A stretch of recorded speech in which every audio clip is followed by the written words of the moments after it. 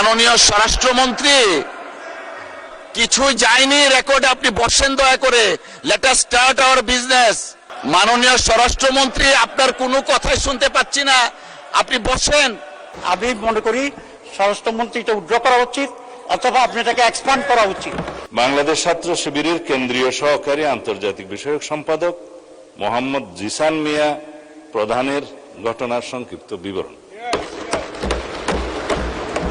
মাননীয় স্পিকার, উল্লেখিত বিষয়ে আমি মহান জাতীয় সংসদকে অবহিত করছি যে গত 11 জুন 2026 তারিখ রাত 8:30 কুমিল্লা জেলার দাউদকান্দি বাজার হতে বাংলাদেশ ছাত্র শিবিরের কেন্দ্রীয় নেতা, যার পদবি সহকারী আন্তর্জাতিক বিষয়ক সম্পাদক মোহাম্মদ জিসান মিয়া প্রধান নিখোঁজ মর্মে 12/6/2026 খ্রিস্টাব্দে দাউদকান্দি থানায় এসে তার পক্ষে মোহাম্মদ রাসেল আহমেদ, ঠিকানা স্থায়ী ও বর্তমান সাং বীরবাগ গোয়ালি ইউনিয়ন বটেশ্বর থানা দাউদকান্দি জেলা কুমিল্লা, মোবাইল নম্বর বললাম না আছে, একটি নিখোঁজ জিডি করেন।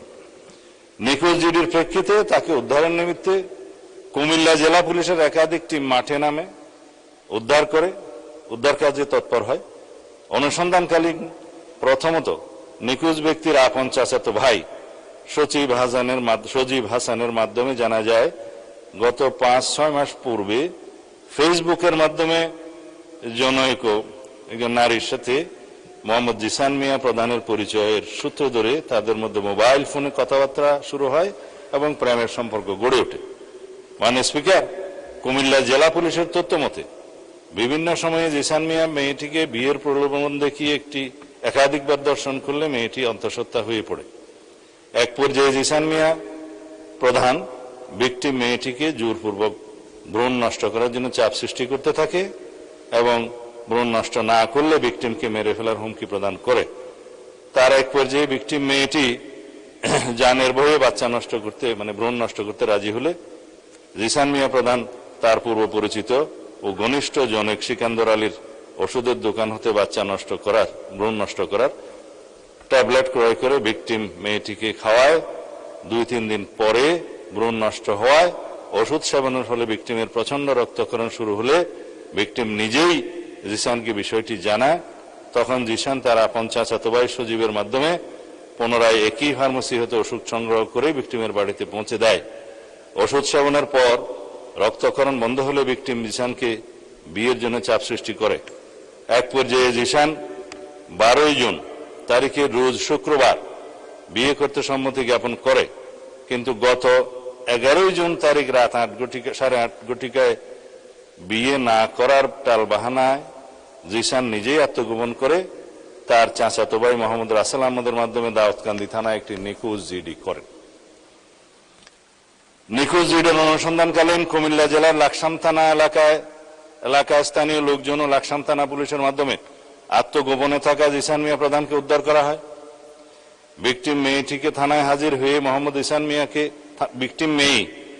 মেয়েটি থানায় হাজির হয়ে মোহাম্মদ জিসান মিয়া প্রধানকে 1 নম্বর আসামি করে ধর্ষণে সহযোগিতা এবং ভ্রূণ নষ্ট করার অভিযোগে অপর 3 জন যথাক্রমে মোহাম্মদ সজীব হাসান, সিকান্দর আলী ও মোহাম্মদ গোলাম রব্বি সহ মোট 4 জনের নাম উল্লেখ করে এজাহার দায়েরের প্রেক্ষিতে দাউদকান্দি মডেল থানার মামলা নম্বর 13 তারিখ 13/6/2026 খ্রিস্টাব্দ ধারা নারী ও শিশু নির্যাতন দমন আইনের 9(খ)/30 তৎসহ 313, 506 এবং 34 পেনাল কোড রুজু করা হয়। গত 13/6/2026 তারিখে এই অভিযুক্ত সজীব হাসান ও সিকান্দর আলী তাদেরকে গ্রেফতার করা হয়। তারা বিজ্ঞ বিচারিক জুডিশিয়াল ম্যাজিস্ট্রেট আদালতে ঘটনায় নিজেদেরকে জড়িয়ে 164 দ্বারায় স্বীকারোক্তিমূলক জবানবন্দি প্রদান করে। বর্তমানে মামলাটি তদন্ত অব্যাহত আছে। যেহেতু মাননীয় স্পিকার, এই বিষয়ে অনেকেই ভেরিফাইড ফেসবুক পেজে তার নিখোঁজের বিষয়টি অন্যভাবে বর্ণনা করে সরকারকে দায়ী করতে চেয়েছিল এবং প্রকৃত ঘটনা উদ্ঘাটনের পরে সেটা আমরা মনে করলাম এই ঘটনা জাতির সামনে প্রকাশ করা দরকার।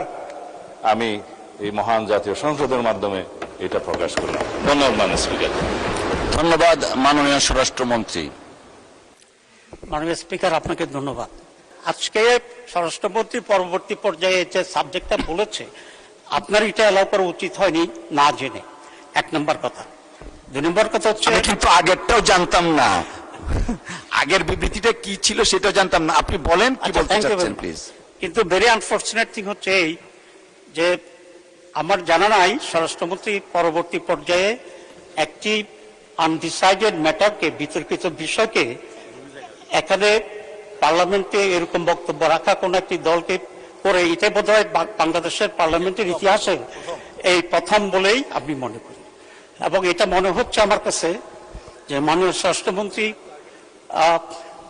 একটি দলকে কন্ডেম করার জন্য ইন্টেনশনালি এটা এখানে প্রেস করেছে।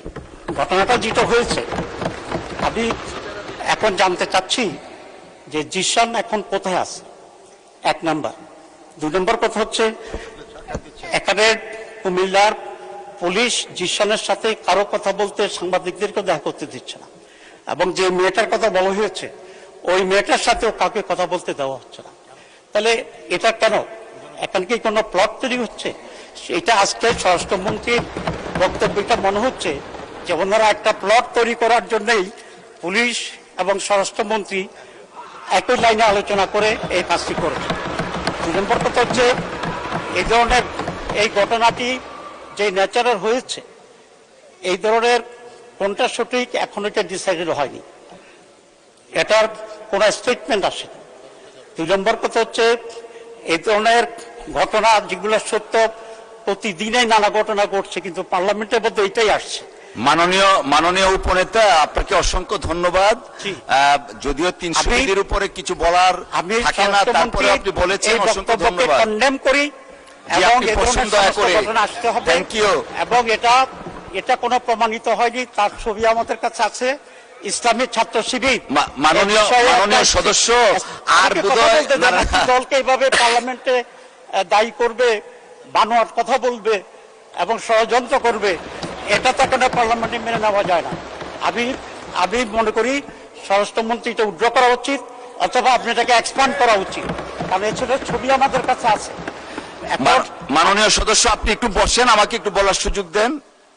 জি, না না, দেখতে খারাপ দেখা যায়, আপনি একটু বসুন প্লিজ, টেক ইউর সিট, বসেন আপনি, আমরা সিস্টেমটা রাখি। মাননীয় সদস্য, আপনিও বসেন।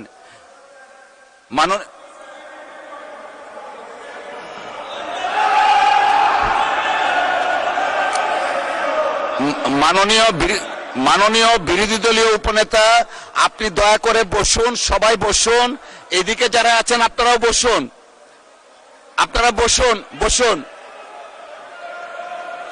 বসুন। মাননীয় উপনেতা, আমি কিছু বলতে চাচ্ছি, আমাকে বলার সুযোগ দেন, সবাই বসুন দয়া করে। মাননীয় উপনেতা, আপনি বসুন, সবাইকে বসুন please, take your seat everyone, বসেন বসেন। আচ্ছা ঠিক আছে, বসেন বসেন, সবাই বসেন দয়া করে। সদস্য আপনি বসেন। জি, মাননীয় স্বরাষ্ট্রমন্ত্রী আপনিও বসেন, বসেন সকলেই। জি, মাননীয় সদস্য আপনিও দয়া করে বসুন। মাননীয় সদস্যবৃন্দ, আসলে এটা আমাদের দেশের সর্বোচ্চ জায়গা, এটা আমরা সবাই দায়িত্বশীলতার পরিচয় দিব। আপনি যে কথাটা বললেন, অনেক কথা বলা হয়েছে স্বরাষ্ট্রমন্ত্রীর পক্ষ থেকে, কথা শুরু করলে আমরা অনেকে অনেক কথা বলতেই থাকি। আপনি যা বললেন সর্বশেষ এক্সপান্স করার জন্য আমরা পরীক্ষা নিরীক্ষা করে দেখব, যদি সংসদীয় রীতিনীতির বাইরে কিছু হয়ে থাকে সেটা পরবর্তীতে সিদ্ধান্ত নেওয়া হবে। সকলকে অসংখ্য ধন্যবাদ। আমরা কোনো বিতর্কে যেতে চাচ্ছি না, প্লিজ বসেন। মাননীয় সদস্যবৃন্দ, দিনের কার্যসূচি অনুযায়ী বসেন প্লিজ, বসেন বসেন। আমরা এটা কোনো আলোচনায় যাচ্ছি না, বিতর্কেও যাচ্ছি না, রুলসে পড়ে না। না, মাননীয় স্বরাষ্ট্রমন্ত্রী, আপনি 300 বিধিতে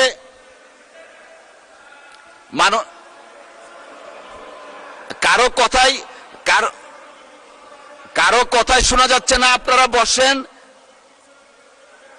একটু পরে বসবেন, একটু পরে আপনি বসেন।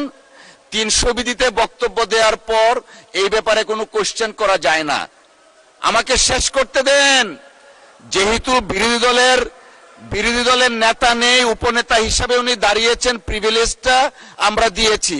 উনি যে বক্তব্য রেখেছেন সেটার প্রেক্ষিতে আমি রুলিং দিয়েছি যে যদি মাননীয় স্বরাষ্ট্রমন্ত্রীর কোনো বক্তব্যে অসংসদীয় কিছু থাকে পরীক্ষা নিরীক্ষার পর সিদ্ধান্ত দেয়া হবে। সবাই দয়া করে বসেন, আমরা দিনের কার্যসূচিতে যাচ্ছি। মাননীয় সদস্যবৃন্দ, দিনের কার্যসূচি অনুযায়ী এখন 2025 এটা পরে 2025-26 অর্থ বৎসরের সম্পূরক বাজেট সম্পর্কে সাধারণ আলোচনা অনুষ্ঠান হবে। না না, রেকর্ডে যায়নি, আমি তো বলেছি। আপনি বসেন, বসেন, মাননীয় মন্ত্রী বসেন, সকলেই বসেন।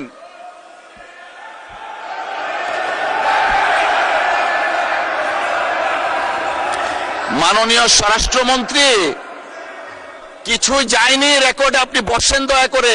Let us start our business. আপনারা বসেন, বসেন।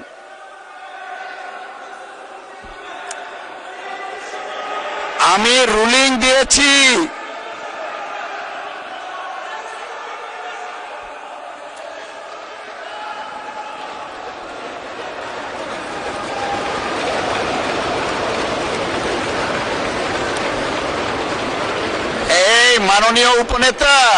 মাননীয় উপনেতা, দেখেন আপনি যে বিষয়টা অ্যাড্রেস করেছেন, আমি হামলি রিকোয়েস্ট করছি আপনাকে। আমি বলেছি যদি কোনো অসংসদীয় ভাষা থাকে, রীতিনীতির বাইরে থাকে, আমরা পরীক্ষা নিরীক্ষা করে সিদ্ধান্ত দিব। এখন আমরা দিনের কার্যসূচিতে যাচ্ছি, কাউকে কোনো কিছু দিচ্ছি না। বসেন।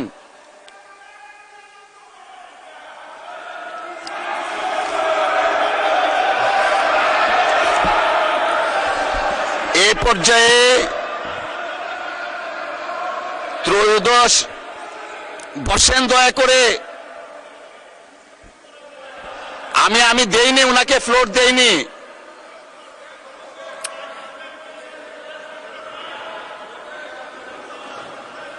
জি,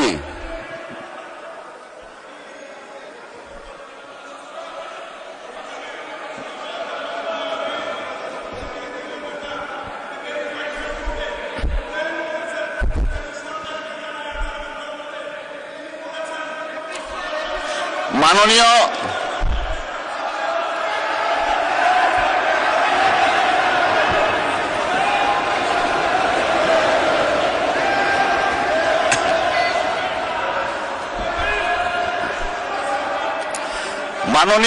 মাননীয় সদস্যবৃন্দ, আপনারা বসেন, বসেন। মাননীয় স্বরাষ্ট্রমন্ত্রী বসেন, আপনারা বসেন।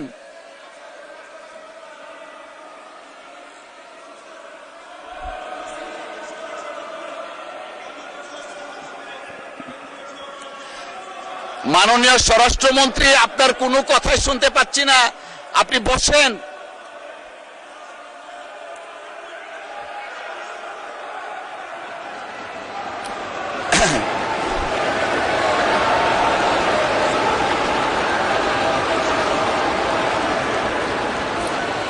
জি,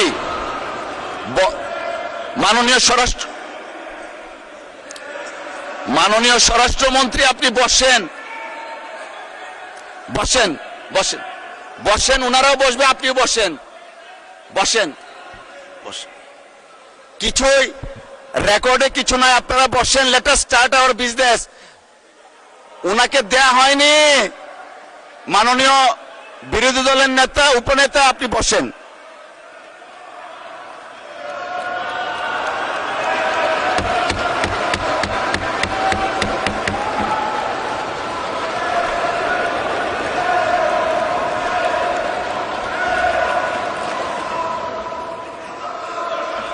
অর্ডার,